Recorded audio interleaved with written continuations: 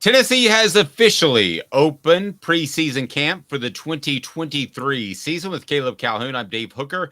The Vols meeting with the media just moments ago. And in particular, we want to look back on some of the comments of Tennessee offensive coordinator Joey Halzle, Tennessee defensive coordinator Tim Banks, and of course, Tennessee head coach Josh Heupel. Let's start with Heupel, who is the master at not saying much, quite frankly, when it comes to his press conferences, but a couple of things that stood out. He did address Tennessee's linebackers, Caleb, and in particular, Keenan Pili and Aaron Beasley. I know we're going to have something up on offthehooksports.com, but those guys started off the topic of conversation. We'll get to some interesting comments from quarterbacks. But first of all, your thoughts on what was said about Pili and Beasley. I got the feeling they feel really satisfied with those two linebackers at this point. Yeah, I totally agree. I think that they have very high expectations. You can tell they're looking at Aaron Beasley as a major leader of the program. And quite honestly, I didn't expect that from them last year. I thought one of the reasons they got Keenan Pili was to kind of get somebody different. I was very high on Arian Carter, as you know, when it came to things like that. But I got to say, you got to give a lot of credit to the coaches. Yep, no doubt about it. And another couple of notes I want to throw out there is that Cooper Mays, they were asked about his potential backup, didn't really have a good answer for that. And I think Cooper Mays is possibly the most important player on this team in terms of what he has behind him. And, Joe Milton is the most important player because he's a quarterback, but you do have what we think is a very competent backup behind him. But there wasn't much of an answer for Cooper Mays as far as who could back him up if something happened to Cooper. And I think that's honest. I don't think they really know. If something were to happen to Cooper Mays, this would not be good for Tennessee. Actually, much more honest than we thought. Because if you really think about it, we didn't think. Typically, Josh Heupel says we got open competition for things like that, and we're looking at guys. And they basically straight up said, they basically made it pretty clear that they don't have any backup. And this is a huge concern long-term for Tennessee. I mean, Cooper Mays hasn't been 100% healthy in the past for Tennessee. So it's not like he's not vulnerable and prone to being hurt. And I think a lot of people were hoping Addison Nichols could fill that void. But if what they're talking about is true, I mean, that's Dave, I've got that vaulted to the biggest concern facing Tennessee this year, beyond even their secondary positions. I think questions behind Cooper Mays at center, that's very clear, that clearly exists, and they got no ways to fix it right now. Good news, though, on the Dante Thornton and Ramel Keaton front. Ramel Keaton, one of the hardest workers, according to Tennessee's coaches who visited with the media. And then you have Dante Thornton, who just appears to be a freak type of athlete. They said they've been very impressed with his speed and very impressed with what he's been able to do. And of course, he's tall. So it'll be interesting to see how he fits in with Squirrel White at that slot receiver position, or who knows, maybe he plays a little wide out as well. But they were very complimentary of both Dante Thornton and Ramel Keaton. Yeah, I was actually what you said about Ramel stood out to me the most. Ramel Keaton, they basically made it pretty clear he's the hardest worker in the room.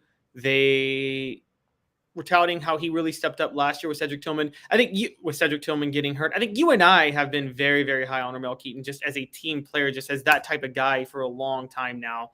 And I think that, I got to give him a lot of credit for the way he's willingly just kind of accepted this team role.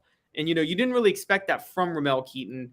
Well, I'm not that you didn't expect him to embrace the team role, but I think he thought he was a bigger star, and I thought he was a bigger star than Cedric Tillman 2 years ago when this new coaching staff took over. He kind of got relegated. He stayed loyal to the team. You kind of see somebody who I think genuinely has a lot of high regard in that locker room. Comparison. Tell me if I'm off. Cedric Wilson. I see a comparison there. I see a guy that maybe is not as talented or as big as some other guys on Tennessee's football team, but a guy who can do a little bit of everything. Do you like that comparison or hate that comparison? Cedric Wilson. I was thinking more Jermaine Copeland from Celebrate 98, funny enough, after hearing him talk a few weeks ago.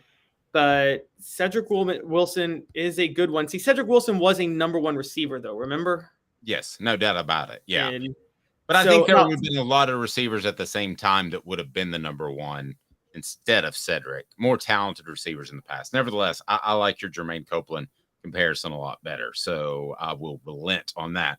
And then Tim Banks, defensive coordinator, visiting with the media, really likes Omar Norman a lot in the defensive tackle position. We think it's going to be Amari Thomas that will be in one of those starting positions. And then it's a group of a bunch of guys who have either flashed ability or they've flashed tenaciousness, but not both. Omar Norman Lott may be able to step in there and help the Vols a lot at the defensive tackle position. yeah, he touted Norman Lott, which was very kind of unique. I didn't see him touting Norman Lott. I didn't see that coming. This is something I've kind of talked about and that really stood out. They spoke about this more with the edge rushers than they did the defensive tackles, but it's very clear that they want the tackles to be able to get pressure this year, do a better job of getting pressure without having to dial up all of those blitz packages. That's why what they said about Norman Lott was interesting, but Heupel and Tim Banks talked a lot about expecting more from their edge rushers, specifically having a lot of excitement behind Tyler Barron and Roman Harrison, who I thought Harrison really emerged in the spring as a veteran, and that seems to be showing now. So again, we saw this last year when Jeremy Banks had to miss the South Carolina game. Tennessee was so limited in the blitz packages they could dial up, and Tim Banks wants to dial up as many blitz packages as possible. So Omar Norman Lott is part of that. The rest of the defensive line is part of that, but the edge rushers are crucial on that front. Let's talk quarterbacks. And if you're on board now, be sure and hit that like button, hit the subscribe button, turn your notifications on if you haven't at this point, as we'll wrap up all press conferences throughout the year and give our thoughts on what Josh Heupel and crew have to say. As far as the quarterbacks, Joe Milton has a lot of confidence, has had a lot of confidence, but a well-crafted question by Blake Topmeyer of USA Today Network. And that was, would you have confidence playing Nico Iamaleava immediately if you had to in the first month of the season? By Joey Halsley's thoughts, there was no doubt he was ready to go. The other thing that stood out to me about Nico is the fact that he showed up on campus during bowl practice and was there for spring. And he got to show people that despite all the hullabaloo around his recruitment, he was a regular guy, just a regular guy. And that was important. He didn't come in here with any sort of false sense of confidence. And I don't know. I come away from this press conference. I still think it's Joe Milton's job, but I wonder a little bit if there could be more of a competition than we think at some point in the season.